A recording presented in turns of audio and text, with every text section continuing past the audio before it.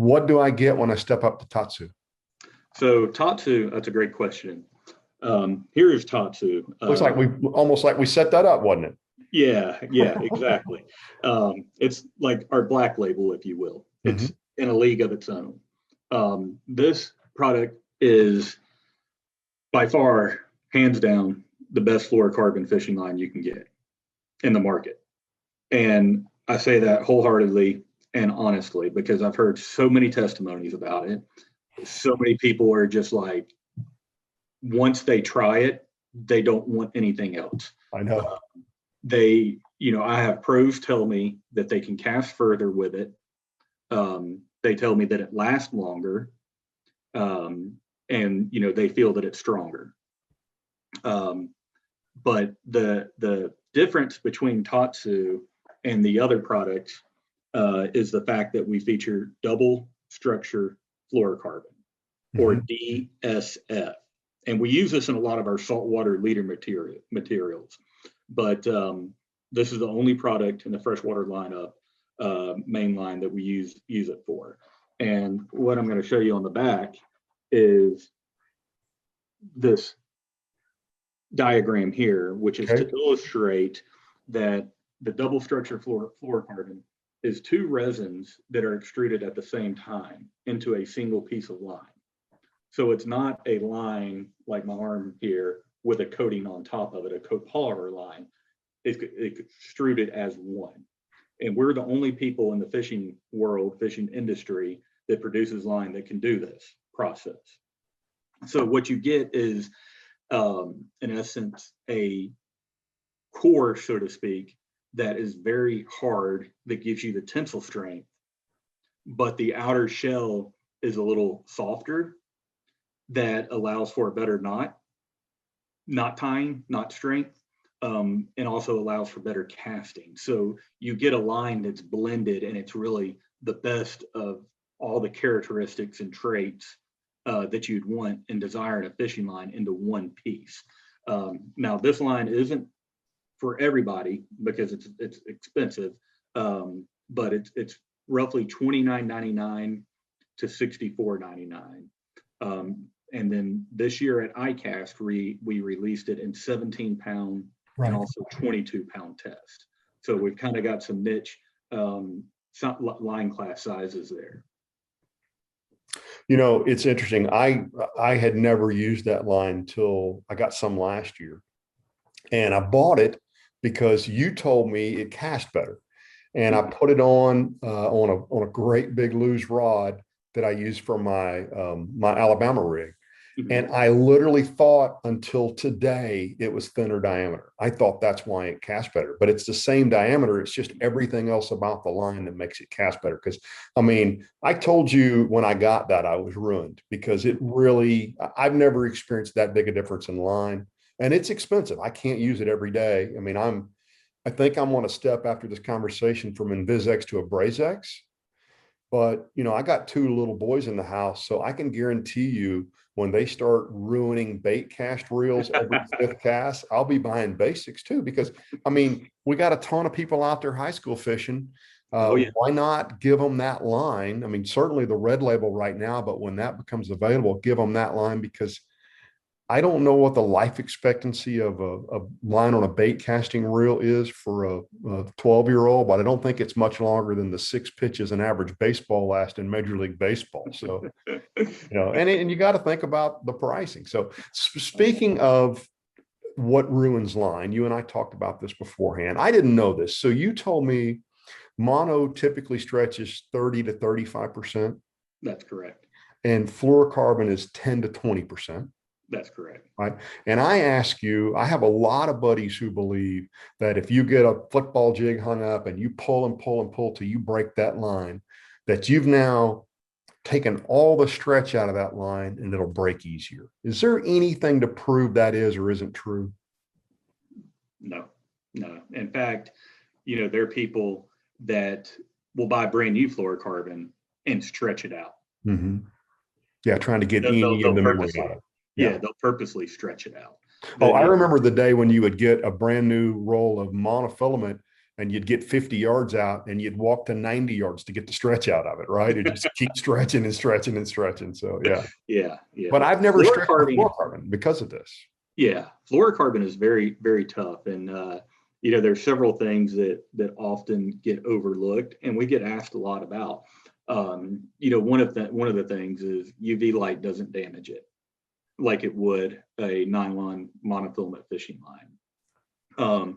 Fluorocarbon by chemical makeup is impervious, meaning it's not going to absorb anything. So if you have sunblock on your hand, if you just filled up the boat with gas and you have gasoline on your hand for whatever reason, your truck with diesel, if you've got oil, beta attractant, that is not going to absorb into the fishing line. It's going to repel it. Now, with a monofilament style fishing line, those are all things that would deteriorate the line further, and that doesn't happen with fluorocarbon. So really, with a 100% fluorocarbon product, the only way to damage it is by physically damaging it yourself. If it's by backlashing it, by fishing a spinning reel, which by function and nature of a spinning reel, it creates line twist.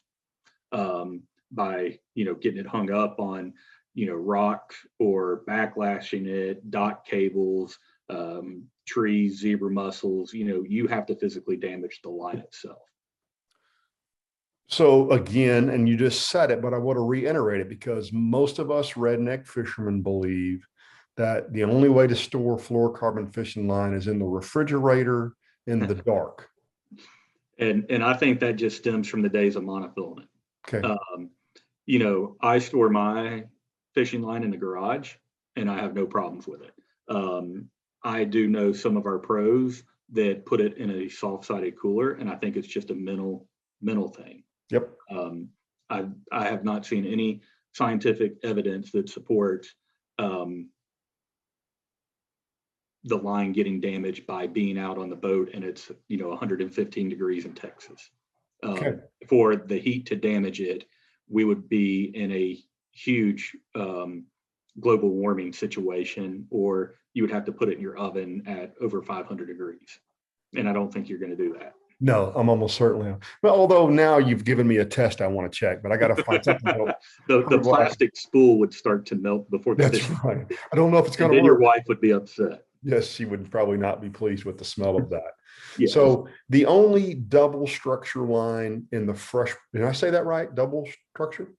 Double structure DSF, double structure fluorocarbon. The only line in our freshwater lineup that has that is the Tatsu.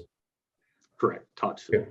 Before we leave the different brands, are there any freshwater lines, saltwater lines you see guys using in freshwater for a reason? There are a few guys that use our blue label leader material. That is a saltwater leader material. Well, I shouldn't say saltwater leader material. It is a leader material that people use in some freshwater applications like ice fishing or steelhead fishing, but it's predominantly used in the saltwater market. There are a few guys who buy that and do use that for leader material in freshwater bass fishing because it is extremely abrasion resistant. And that product, it does feature double structure fluorocarbon as well. Okay, so go ahead. We also have gold label leader material, which we introduced 2 years ago at ICAST, and this was designed really towards the West Coast fishing, the long range fishing boats where they're fishing open water for tuna and for yellowtail and that stuff, that type fish. But we started having people ask us, like, can you make this smaller? We want it smaller. We want it for bass fishing. So, of course, we started working on it and we introduced it 2 years ago in 2-pound through 12-pound to cater to the freshwater market. And our professional bass fishermen that have been using it absolutely love that product for leader material. It's the perfect combination for braided line on a spinning reel to a fluorocarbon leader. So I had never used a leader line until I got some of this last year.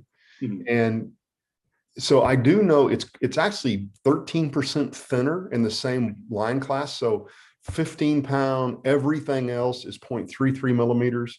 15-pound gold or fluorocarbon premier is 2.85. Mhm. Yeah. So you get slightly less visibility, I would guess you would say. Yeah, it's slightly less visible because the diameter is smaller. More importantly, in a finesse type application, or if you're fishing high pressured fish, the smaller diameter is obviously less visible, like we discussed, but it's going to allow a better presentation for your lure, whatever bait you're fishing. If it's a drop shot or shaky head or a Cinco, you're going to get a little bit more action from your bait. Guys, if y'all have never played with that in the aquarium or in the pool or in the tub, it is really amazing, whether it's a crankbait or a Cinco, that Cinco doing that thing right there.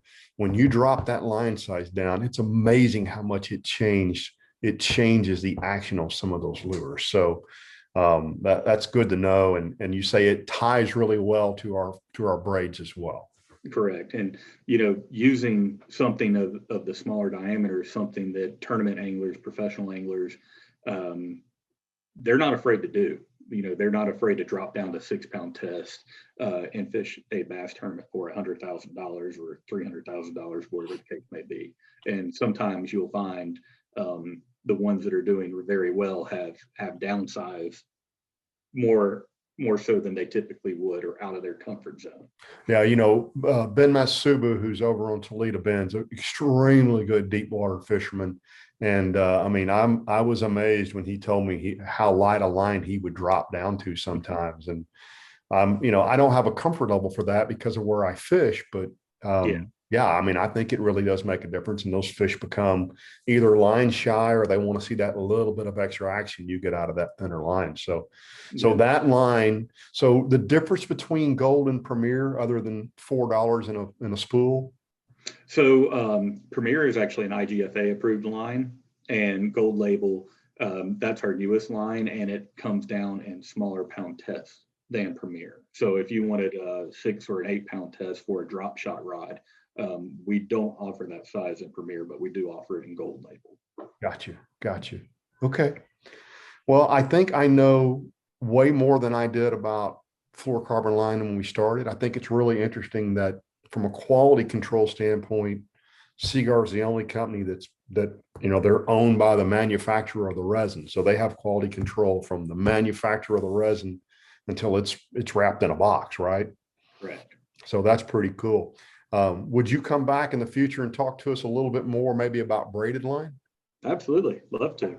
So let's do this, guys. So if you have questions I didn't cover, which you may, as you know, just shoot me an email, kensmithfishing@outlook.com, or you can respond in the comments below. And, it might even be interesting just to do a little bit about the saltwater brands as well. Yeah. So guys, if y'all have questions, shoot them to me. Brian and I'll get on the phone together and do another one of these, and we'll cover all those questions. Yeah, I'd love to. All right. Well, I really, really do appreciate your time. Thank you. I appreciate it. Enjoyed it. And it's this is a perfect call because, it's something that everybody looks at, but they don't really ask the question or research it or try it out. And it's like, I think there's a place for each one of our lines on the deck of a boat, and it just depends on what you're doing and what kind of price you're willing to pay. Yeah. Well, and I tell you, the things I learned the most about today that had always concerned me was leaving line in the boat. My boat storage probably gets to 120, 130 degrees in the summertime, and I have gotten all my line in and out every time I go. And now it's nice to know I don't need to do that. I'm not really destroying my line by leaving it in the boat. Exactly. And also good to know that a Braze X will be a little more, I've not really had a problem breaking my InvisX, but only one fish could cost me a lot of money. So I'm probably going to jump up and try the AbrazeX. Yeah, I certainly would. Definitely try it out. And you may find that you like InvisX, for, this type of application, but AbrazeX you prefer for another type of application. So, and I'm sure across the pros, everybody has a favorite, don't they? They all. And it's funny, we were talking about Tatsu, and I remember when we first launched Tatsu, the pro anglers We were giving it to them, and they get a budget and allotment of line that they can get per year. And we were giving it to them, and they would get it in 6-pound tests because they just knew it would perform the best out of any 6-pound line out there. And they would get it in 25-pound tests, so that if they were, flipping or pitching, they knew that was going to be the strongest 25. But now they just want it all, every size. Absolutely. Yeah. So I said thanks, but one more question for you. So we've discontinued the flipping line. Correct. So what would you suggest guys who liked that style of line in a 25 or bigger pound test? What line would you suggest they try? So the biggest that we offer a main line in is 25-pound test. So we've got 20 and 25-pound test. And Tatsu, we do offer that 22, but I would go Invisex, AbrazeX, or Tatsu for that. All right. So might as well do the Tatsu. Yeah, exactly. It's going to come off. Well, I say that. I mean, I guess really you're not casting it. So probably AbrazeX might be the way to go. I mean, it's going to save a little bit of money and get the best of all the worlds out of it. Yeah. Yeah. Either of those three would do really well. Good deal. All right. Well, thanks, Brian. By the way, good looking hat.